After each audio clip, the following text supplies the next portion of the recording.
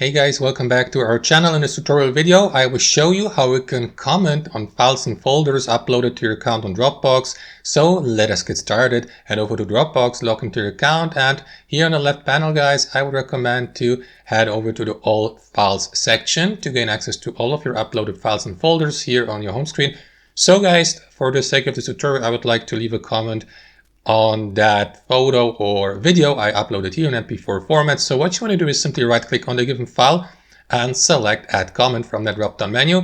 That is going to open up the given item in its quick view. So here you can, for instance, edit it, or as previously mentioned, leave comments to it here to the right where it says comments. So comments on this file will show up here. So what you want to do, guys, is simply tap on this text box here in the bottom right corner where it says join the conversation, type something and leave a comment so that other users you shared the given item with or the folder with may see your comment and leave a comment from themselves as well. And that's basically it. That's how we do it, guys. Hope you enjoyed the video. Thanks for watching and have a wonderful day.